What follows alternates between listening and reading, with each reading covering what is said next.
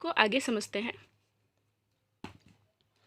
भारत में कभी भी भौतिक वस्तुओं के संग्रह को बहुत अधिक महत्व नहीं दिया गया है। उसकी दृष्टि से मनुष्य के भीतर जो महान आंतरिक गुण स्थिर भाव से बैठा हुआ है वही चरम और परम है। संग्रह का मतलब होता है कोई चीज़ इकट्ठा करके रखने की क्रिया या फिर भाव। चरम और परम का मतलब होता है एक्सट्रीम या अल्टीमेट। तो इसमें लेखक कहना चाहते हैं कि भारतवर्ष में कभी भी जो है भौतिक वस्तुओं को इकट्ठा करने पे ज़्यादा महत्व नहीं दिया जाता है। यहाँ किस चीज़ को माना जाता है, जो कि इंसानों के आंतरिक गुण यानी अंदर की जो खूबसूरती या उनके अंदर के जो गुण हैं उसी को ही ज़्यादा चरम और परम माना जाता है। लोभ, मोह, काम, क्रोध आदि विचार मनुष्य में स्वाभाविक रूप से विद्यमान रहते हैं, पर उन्हें प्रधान शक्ति मान लेना और अपने मन तथा बुद्धि को उन्हीं के इशारे पर छोड़ देना बहुत बुरा आचरण है। लेखक इसमें कहना चाहते हैं कि लोगों ने जो होता है लोभ, काम, क्रोध ऐसे विचार तो सबके अंदर स्वाभाविक रूप से रहते ही हैं, विद्वान मतलब रहते ही हैं लोगों के अंदर, पर इसी के अनुसार चलना ये बहुत बुरा आचरण होता है। हमें काम, क्रोध ये सारी चीज़ों पर कंट्रोल आना चाहिए कि हम इन सब चीज़ों के इशारों पर नहीं चले। अगर इन्हीं सब के इशारों पर चलेंगे तो बहुत ही बुरा आचरण ये हो जाता है। भारतवर्ष ने कभी भी उन्हें उचित नहीं माना। उन्हें सदा संयम के बंधन से बांध कर रखने का प्रयत्न किया गया है। संयम का मतलब होता है मॉडरेशन। मतलब कि लेखक इसमें कहते हैं कि ऐसे सारे आचरणों को सही नहीं माना जाता, तो ऐसे सब चीज़ों को संयम के बंधन में बांध के रखने का प्रयत्न किया जा रहा है।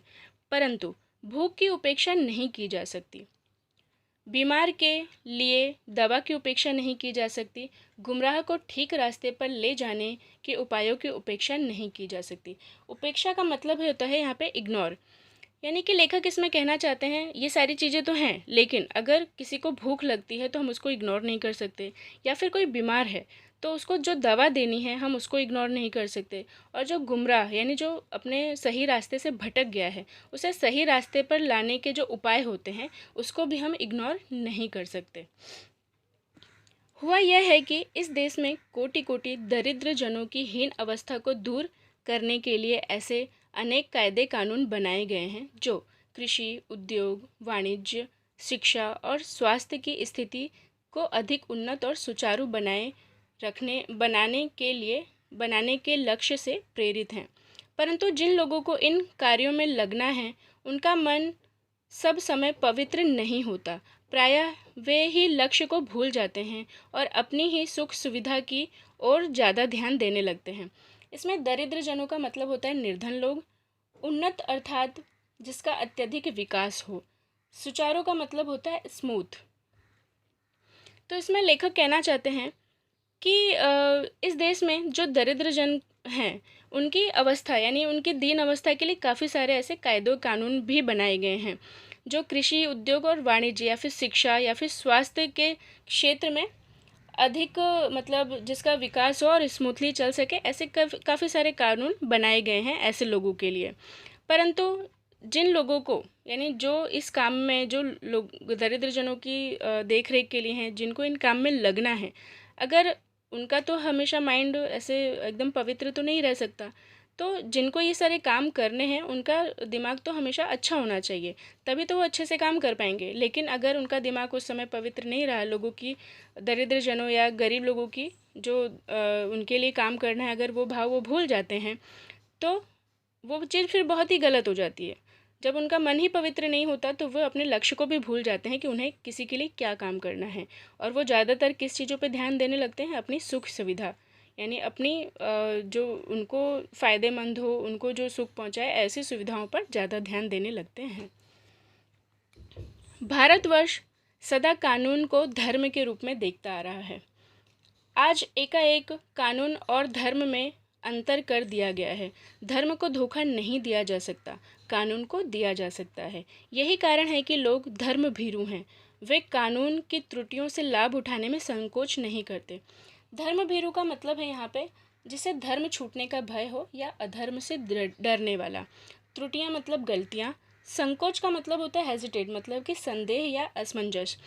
इसमें लेखक बताना चाहते हैं कि जो भारतवर्ष है हमारा, उसको सदा कानून को किसके रूप में देखा जा रहा है? धर्म के रूप में। पर आज एकाएक कानून और धर्म दोनों में क्या है? डिफरेंसेस बता दिया गया है। लोग धर्म को धोखा नहीं दे सकते। क्यों? क्योंकि वो लोग धर्म से, भगवान से डरते हैं, इसलिए धर्म को धोखा नहीं दे पाते। लेकिन कानून को वो लोग आसानी से धोखा दे लेते हैं। ठीक है, क्योंकि धर्म को इसलिए वो नहीं दे पाते क्योंकि वो क्या होता है, उनको धर्म छूटने का डर होता है, या फिर अधर्म से वो लोग डरते हैं, इसलिए ये काम नहीं कर पाते। लेकिन कानून को तो जब चाहे तब वो धोखा दे देते हैं।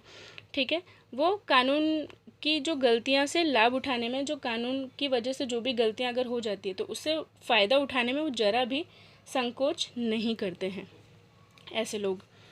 इस बात के पर्याप्त प्रमाण खोजे जा सकते हैं कि समाज के ऊपरी वर्ग में चाहे जो भी होता रहा हो, भीतर भीतर भारतवर्ष अब भी यह अनुभव कर रहा है कि धर्म कानून से बड़ी चीज़ है। धर्म का मतलब होता है रिलीजन, यानी कि मजहब।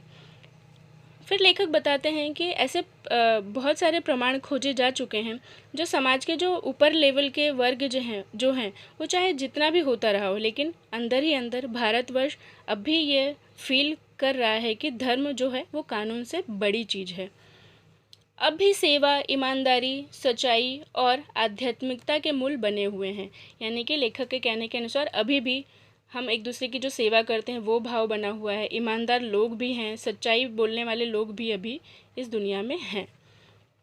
वे दब अवश्य गए हैं लेकिन नष्ट नहीं हुए हैं। आज भी वो मनुष्य से प्रेम करता है, महिलाओं का सम्मान करता है, झूठ और चोरी को गलत समझता है, दूसरों को पीड़ा पहुंचाने को पाप समझता है। हर आदमी अपने व्यक्तिगत जीवन में इस बात का अनुभव करता है। समाचार पत्रों में जो भ्रष्टाचार के प्रति इतना आक्रोश है वह यही साबित करता है। इसमें आक्रोश का मतलब है एंगर, यानी कि अपराध। फिर लेखक कहना चाह रहे हैं कि अभी भी इस दुनिया में सच्चाई, ईमानदारी, सेवा का भाव अभी भी है। वो अभी ये सारे भाव दब गए हैं लेकिन एकदम से ख़त्म नहीं हुए हैं। अभी भी इंसान एक दूसरे से प्रेम करता है, लेडीज़ जो होते हैं उनका सम्मान करता है, और झूठ और चोरी को अभी भी ऐसे बहुत सारे लोग हैं जो कि गलत समझते हैं, और किसी को दुख पहुंचाना या पीड़ा पहुंचाना उसको भी अभी पाप समझा जा रहा है। हर आदमी अपने व्यक्तिगत जीवन में इस बात का अनुभव तो ज़रूर करता है, चाहे वो कैसा भी हो। उसको समझ में आता है कि मैं किसी का बुरा कर रहा हूँ तो मेरा भी बुरा होगा ही। यानी कि ये भाव अभी भी एकदम से नष्ट नहीं हुए हैं। समाचार पत्रों में भ्रष्टाचार के प्रति जो इतना आक्रोश यानी कि एंगर है, वो यही साबित करता है